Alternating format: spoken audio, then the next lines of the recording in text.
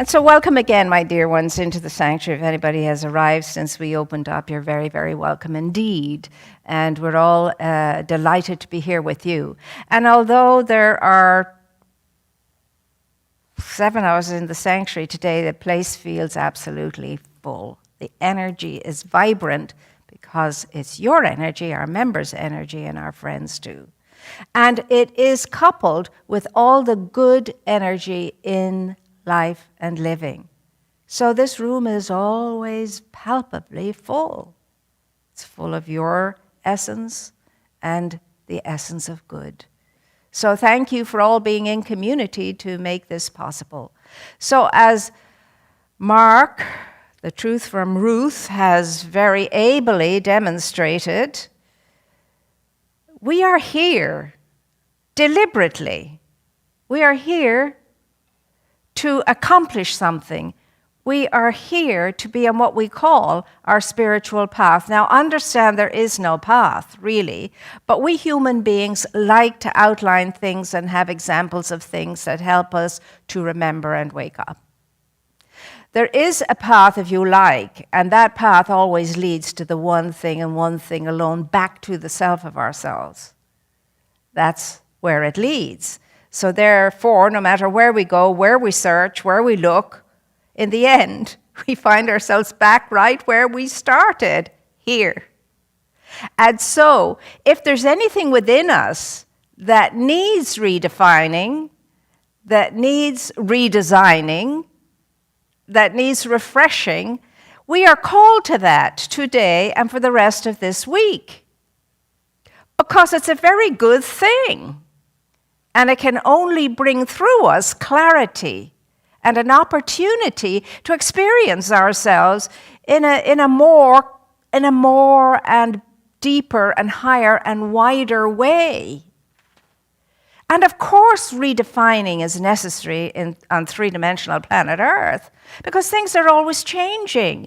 And things always ought to be changing. And the problem with us all is, at times, that not enough about ourselves and in our lives changes sufficiently on the affirmative side of life. Human nature is inclined to be rut-like, to get into a comfortable rut and be happy to remain there. But that's not going to expand us and advance us and grow us and help us to wake up more so that we can realize that we're not anything we thought we were, and we're certainly not anything that we have produced, and we're not anything of our failures, no more than of our successes. We're more and more and more than any of that. And that's why we like to redefine. And we are constantly in this state of flux and change. But you and I want to make that change a change for the better. Not only for ourselves, but for everything and everyone around and about us too. And I can tell you, when we do change for the better, people around us do notice that. And remember, every single one of us has stuff.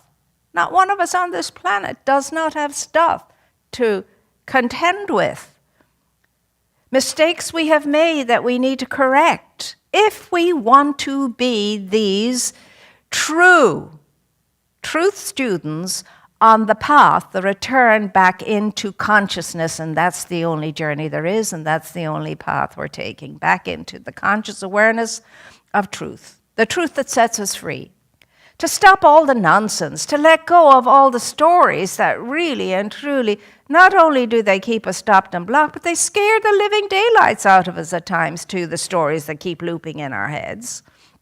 All that make-up stuff that would have us in suspicion and anxiety and fear and all the rest that goes with that, all of it.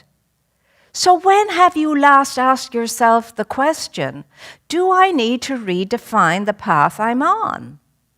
When was it that you last asked yourself the question? And when did you last engage in that redefining, redesigning something that would support your life, lift you up, and free you from the rut that it's easy to be in as a human being?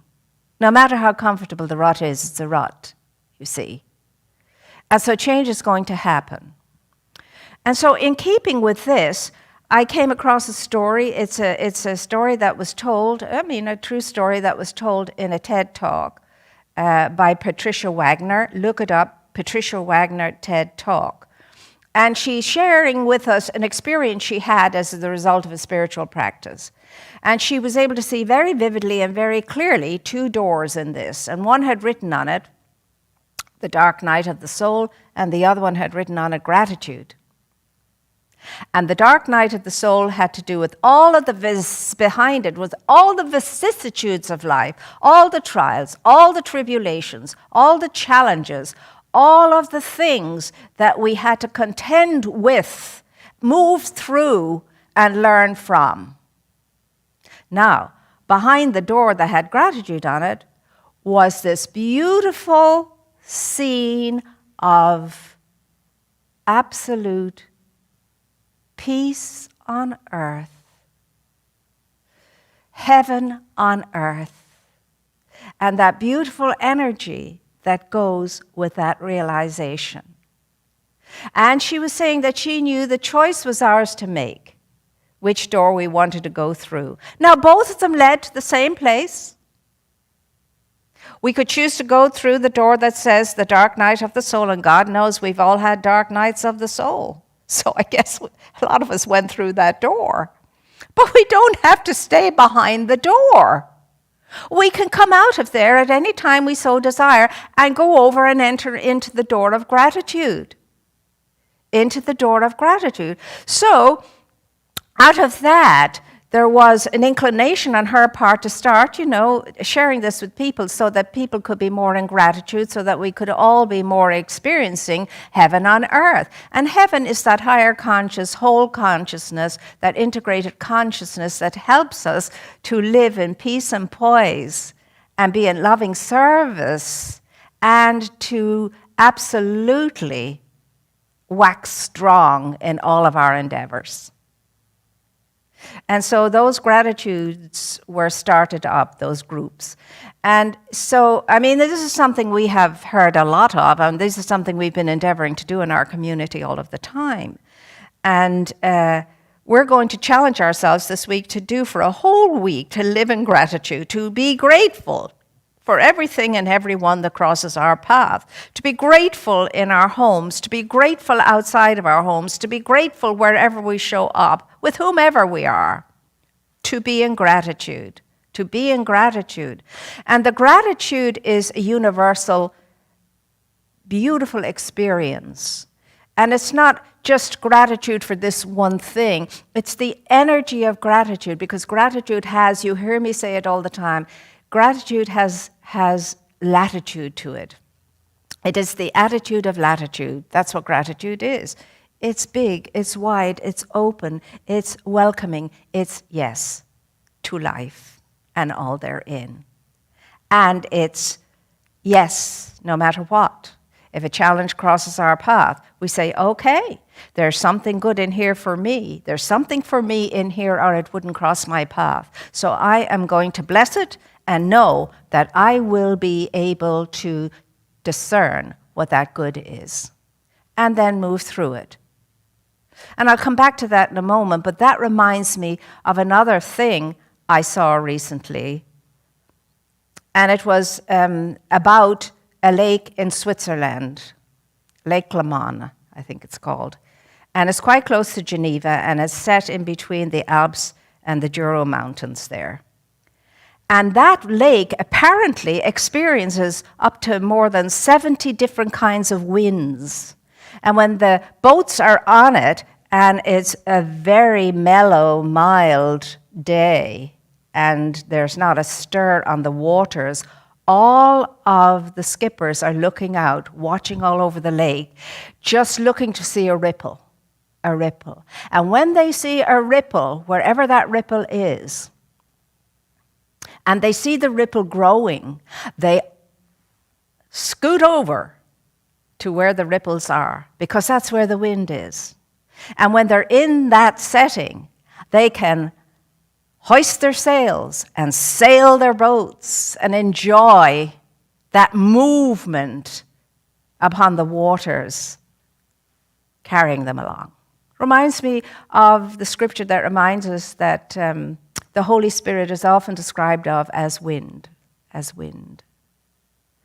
And so, what most of us would do when ripples in our lives cross our path, we want to get as far away from those ripples as we possibly can. And no way do you want to sail in to that storming stuff out there.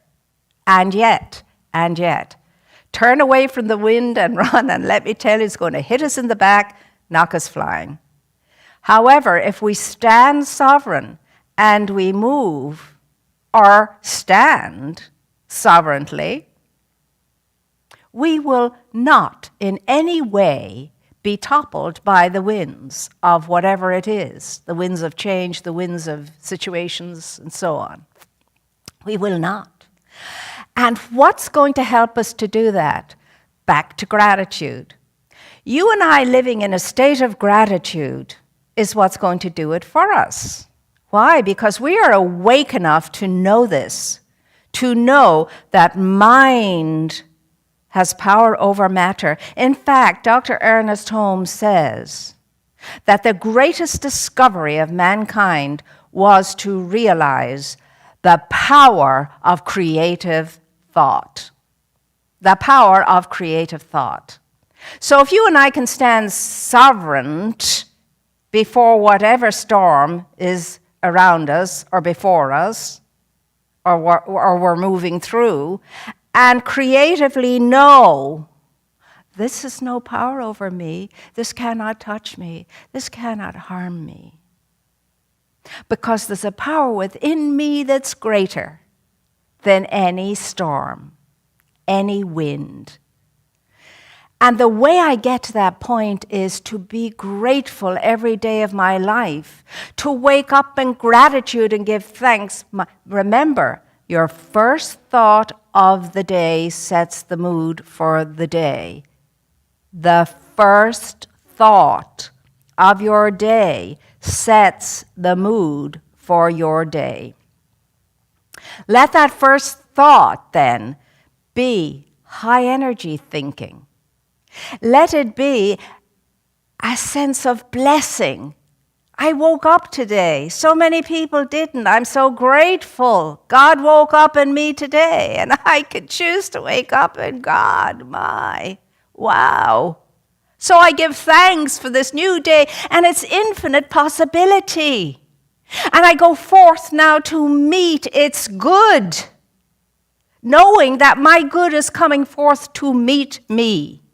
Because I know divine providence is always super generous and wants only good for me.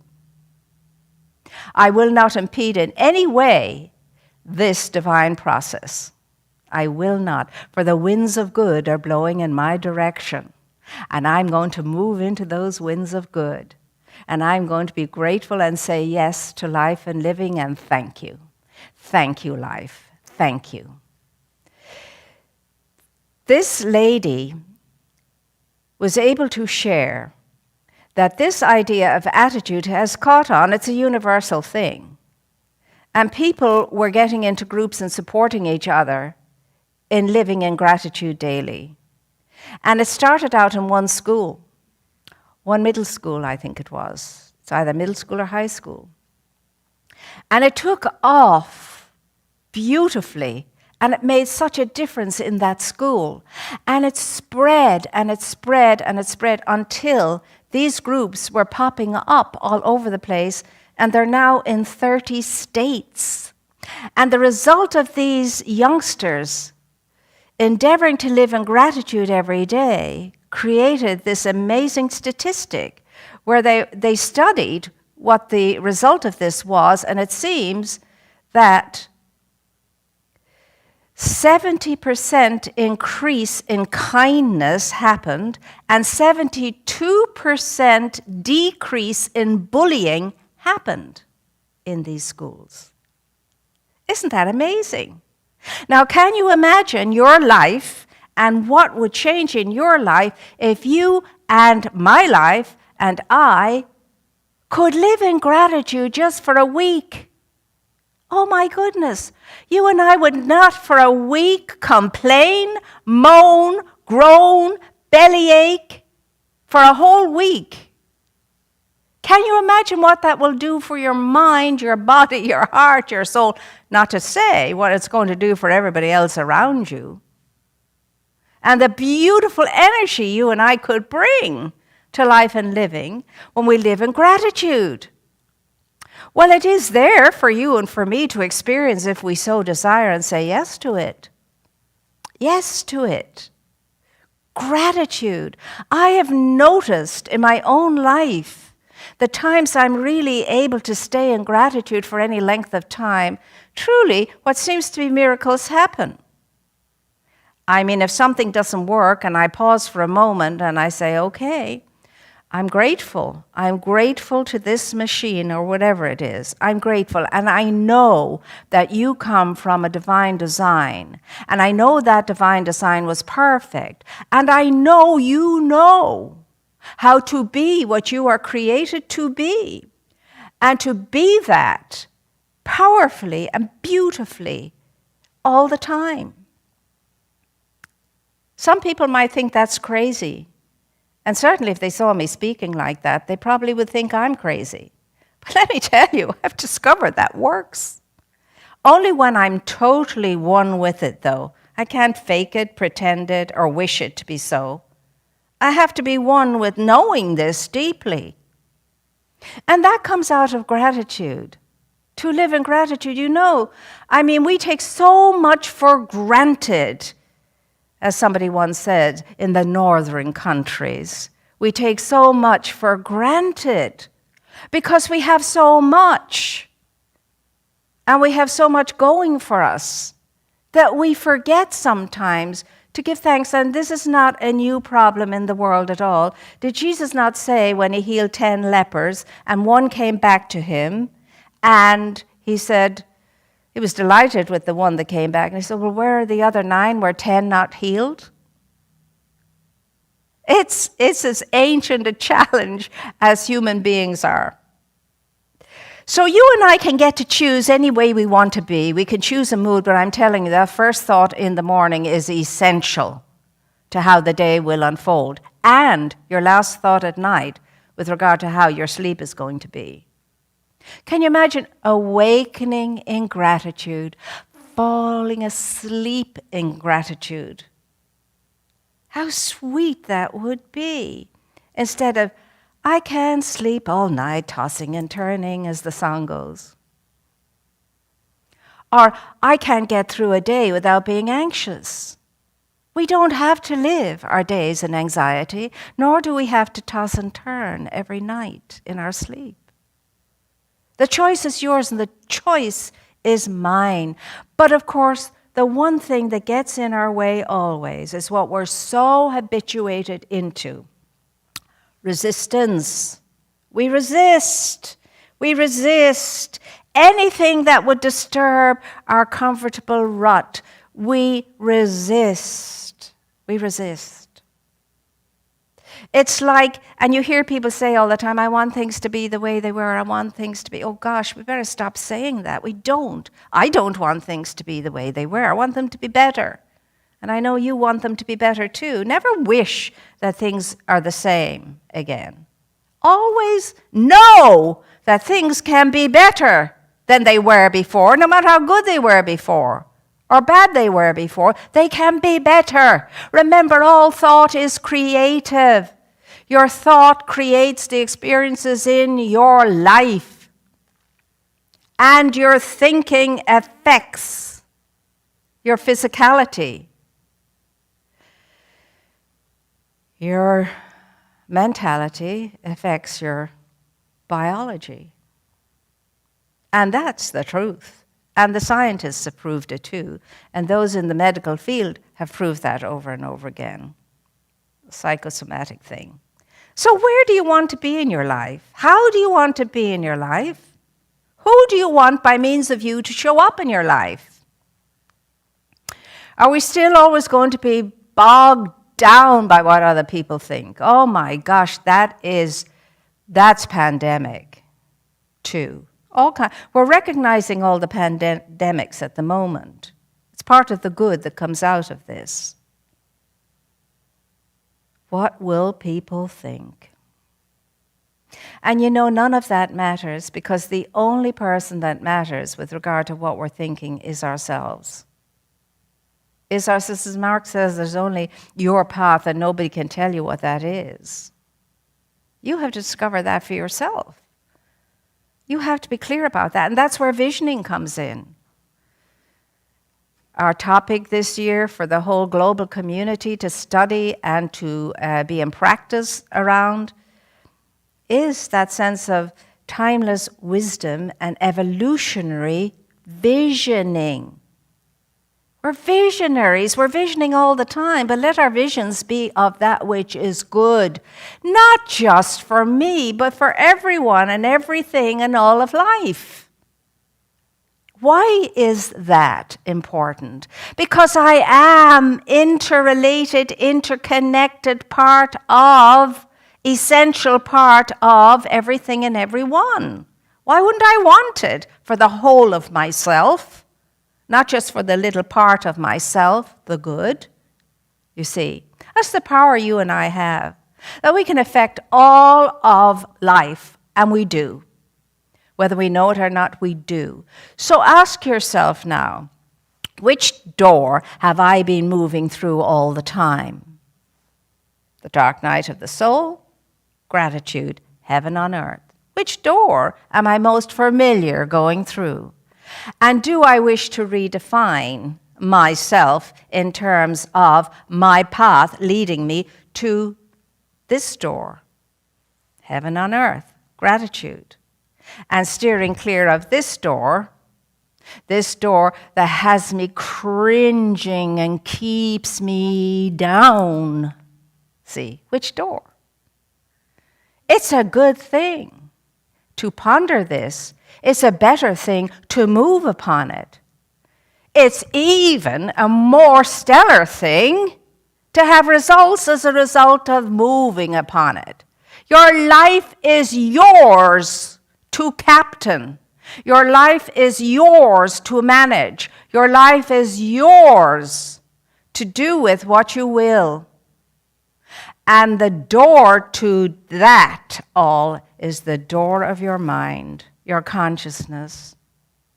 So what are you going to do with regard to the redefining of your life? Your amazing, incredible, unique, one-of-a-kind life that only you can fulfill. And if you don't fulfill it, it never gets done. That gift never gets on that table that you came here to give. Because you have to be awake to do it. You have to be. So have a conversation with your awakened self. Say to yourself, okay, awakened self, what do you have to say about it? I'm asking now for your input. Have those kind of conversations with your great self. Self, say you, here's the dilemma. I wouldn't mind at all your guidance, your clarity on this.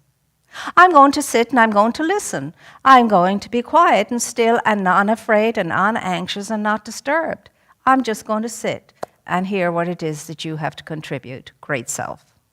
Awakened self. I like to say awakened self.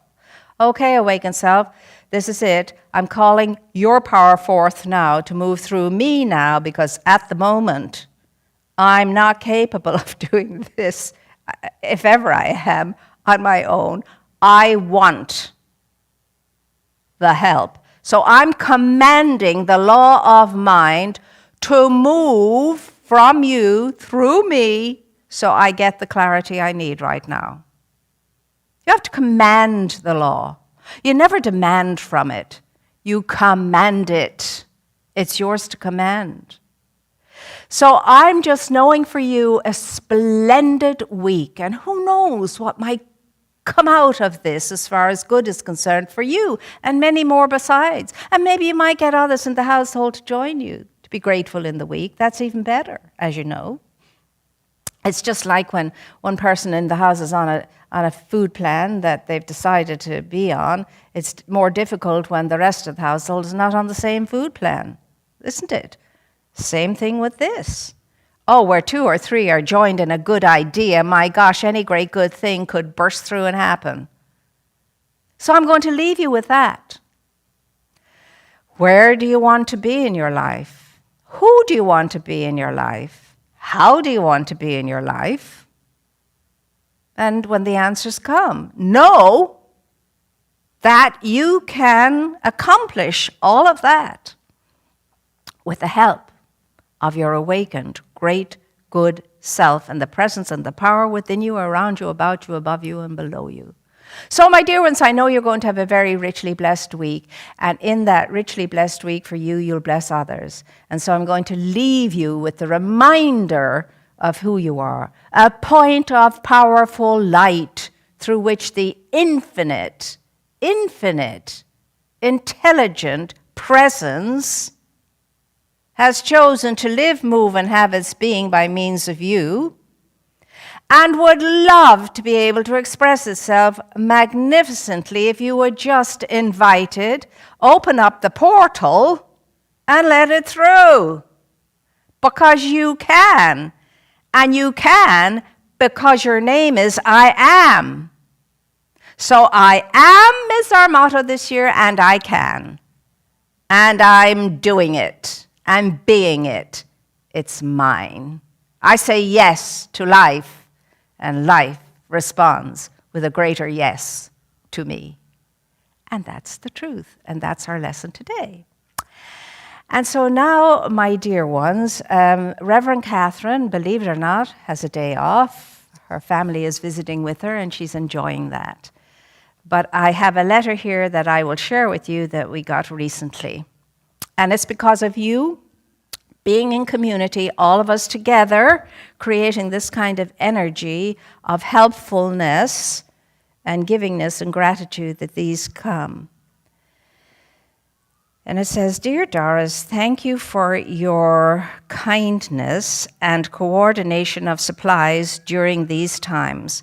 My gratitude for you and Dr. Moira, along with the CSL congregation, fills not only my body, but my soul too. Love and peace. And he mentions the name, the family too. And this is because of you. We get these kinds of things coming in. And so I want you to know that even though it seems like nothing much is happening, a great deal is happening in your name and because of your support and your sense and sensibility of desiring only good for everybody out there, and especially those who are struggling. So thank you for all your good thoughts, all your good deeds, all your generous spirit, and thank you for just taking the chance on life and embarking upon the path back home to yourself, because the world only can experience good as a result of your endeavor. So stay strong and keep knowing things are changing, and they're changing for the better, and things are lightening up, and soon we'll be able to gather together again.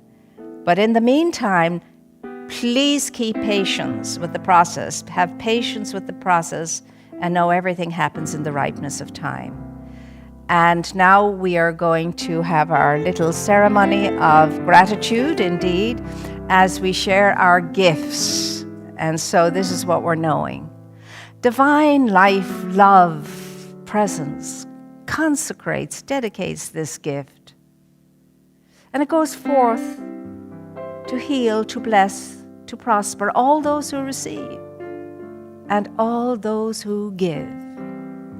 And you and I rejoice in the sharing of our good, and we release our gift with love. And so it is. It's a good feeling, is it not? And now we're going to have our prayer together. And we're going to offer this prayer up for every person in existence being able to move into a state of gratitude, no matter how little they have for which to give thanks, or how much. And especially that our community will be able to enter into this practice for this week, the practice of gratitude. And that all of us may know the true essence of our being and experience peace on earth and goodwill through everyone and everything. So this is what we're knowing. I know divine love enfolds me. Divine life leads me. Divine life lives in me. Divine wisdom inspires me. Divine compassion expresses through me, and divine power protects me. All that I am is Spirit's life and expression. It is good and very good. With deep joy and generosity filling me, I go forward now in sacred service, supporting a compassionate world that works for all. I move through my days with grace and ease, in peace and love, in health and well-being, and in fullness and plenty, and in loving relationship with all. What I now know for myself with blessing and in deep gratitude, I know for all life. There's only God, there's only God, there is only God. And that God to be experienced must show up by means of you and by means of me. That's how we know we're loved, we're received, we're forgiven, and all of that good.